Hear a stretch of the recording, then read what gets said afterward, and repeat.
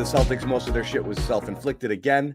Turnovers, same exact stuff you saw against Miami, just forcing the ball into the paint, slow to make decisions, no off-ball movement, stopping the ball on offense, ISO. One player mode. Playing in traffic, trying to make ridiculously unnecessary, complicated interior passes to guys who aren't, even if they catch no look it, bounce passes, like just stupid stuff. So much stuff like that, and it's just so frustrating coming off that game one, because even the Celtics playing poorly and like looked like Golden State gave them everything they had in the first half. Celtics played like ass, and Golden State's only up 2, and you're like, just show up and you're gonna win this thing. And they did the opposite of show up.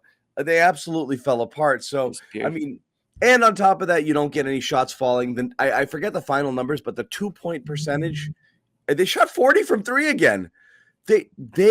Everyone was like, oh well, you know, the Warriors aren't hitting their layups. Neither Celtics, they didn't hit makeable shots. Also, the degree of difficulty on some of their stuff taking it to the basket was 9.9 out of 10. Just ridiculous, off balance, unnecessary, forced falling to the side, just awful offense in every way imaginable. You know, almost no easy looks, and the whole thing. I mean, and credit Golden State for clamping down on their defense a little bit there, and they played a really good third quarter on both sides of the ball, much like the Celtics did in the fourth in game one. But just gross all around, Jimmy. So I guess what I'll start you with is that whole roller coaster. You and I were probably the latest to jump onto the Celtics bandwagon as the season went along, because of fear of, you know, this. And you know, we've seen it a couple times against Milwaukee, a few times against Miami, and then, you know, you see it again in the finals here. It's just like, are we going to keep doing this? They play with us. They hurt. It's like going back to the ex. You know, you think he or she has changed, and it turns out it's the same old guy, or same old guy or girl that you knew, right? You know, maybe they've made some improvements, but. And listen, I'm not saying that the Celtics are back to their old habits full time and this is a horrible team and they're going to get blown out the rest of the way. I'm not saying any of that. But tonight was like PTSD, you know, because it brought you back to so many bad moments over the last couple of seasons where this team kind of fell into those types of traps. I mean, John, we were texting about it during the game. I mean, the turnovers tonight were atrocious. I think they had 18 turnovers, 33 points off of turnovers for the Warriors. Unacceptable. You'll never win a game that way. After game one, I said I wanted to see a little bit more physicality, a little bit more presence down low. There was nothing in the paint tonight. Nothing in the paint. They didn't even look to, like you said to me, no low post action at all. I didn't think there was much physicality down there. They kind of let Draymond. And even when it got down there, Jimmy, they did hold it forever. Twice, Al got the ball in the post, maybe 3 times, and it just took him forever to get whatever he wanted. You know, go. It was just really bad stuff. Totally. Every time they got the ball down low, they hesitated. Everything was slow. Everything was, like you said, forced, a little bit too complicated, things that didn't matter, things that didn't need to happen. I mean, if you want to get into player performances, I mean, people are going to look at Tatum's shot making and say, oh, he had a good game. Man, he had some tough decision making moments out there, bad turnovers. Again, with I thought that his the way he kind of carried himself out there wasn't great a lot of times. Jaylen Brown, another hot start to the game, but man, he disappeared in the second half. Marcus Smart, bad game. Al Horford, bad game. These are the guys that we talked about. You know, you start to get into Al Horford X Factor status.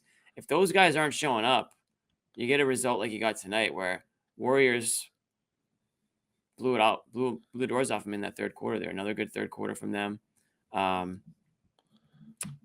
Curry did his thing. Clay is still struggling. Poole kind of got hot today. And the rest is history. It was just a very not fun game for Celtics fans. Started with the refereeing in the first half, and it carried over into just a poor performance in the second half. The fourth quarter was a complete waste of time. I don't even know if anyone watched it, to be completely honest. I saw Neesmith out there, and I think I turned the channel. I knew at that point that, you know, they weren't expecting to make a comeback in this game. So frustrating game. You know, bigger picture, they took 1 out of 2. They go back to Boston. Home court's in their favor still. So I hope that they didn't have that attitude going into this game. It kind of felt like maybe they were just content with taking 1 out of 2. The way it went here. But you won game 1. You're happy to leave San Francisco with a split so far. And you gotta set the tone again at home.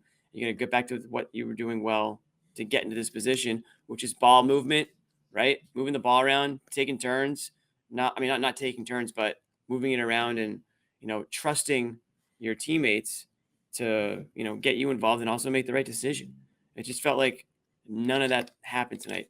Tatum and Brown weren't on the same page together from the start, and they kind of set the tone. Everything kind of goes through them at some point, and it was just Yeah. bad from the start.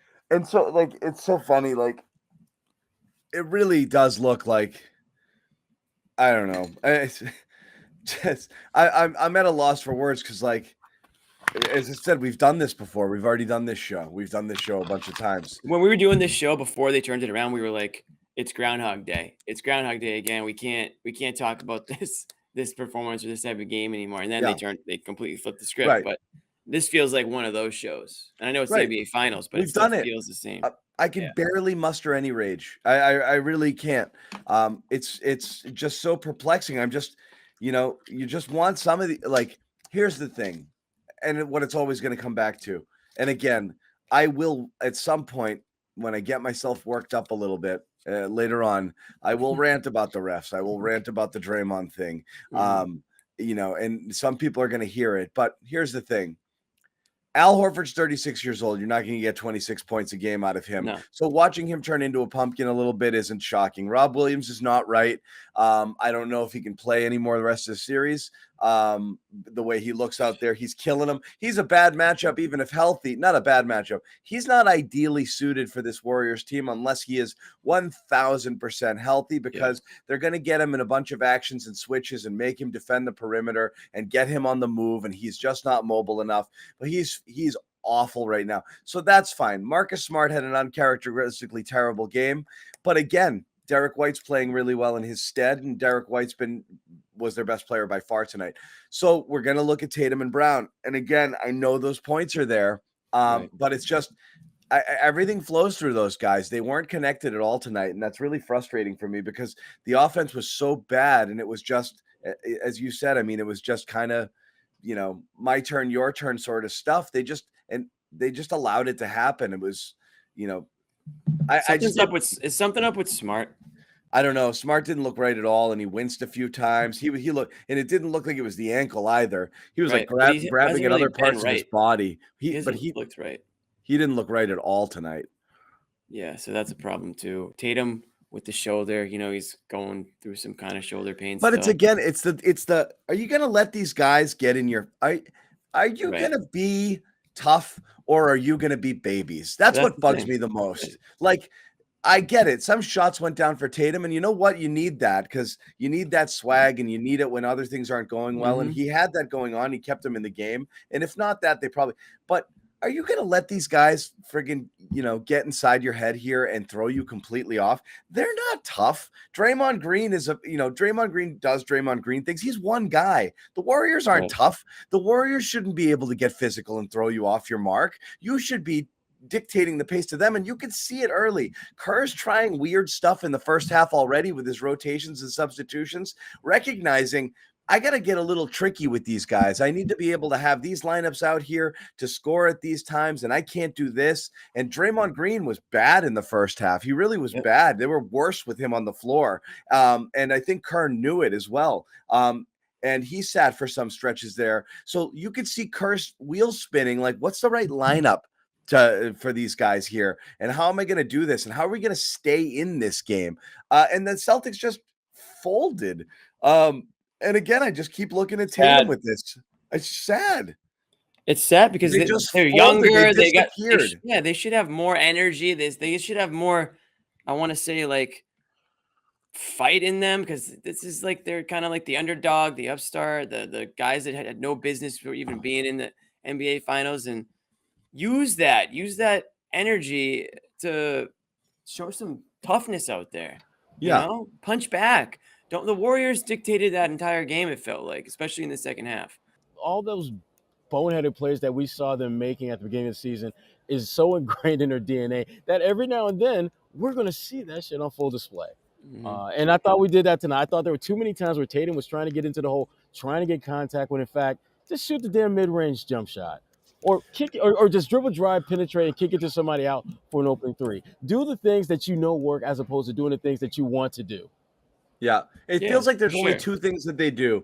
It's either continue to whip the ball around the perimeter until whoever has it last is forced to shoot a three, or get frustrated and try to squeeze the ball in, force the ball into the paint, whether by driving into masses and seas of bodies and foul hunting or whatever, which Tatum did countless times, tonight, or just trying to squeeze in passes that just simply aren't there. So I'll ask, like, is that dumb or lazy? Because everything takes work, and work isn't just effort like you're sweating. Work is effort like you're thinking. Like, you have to play smart. You have to take what the defense gives you. So you need one time did I see a pass go into the middle and then somebody make a cut. And that was to Grant Williams in the first quarter, I think, where he caught a ball on the baseline, was able to finish at the rim.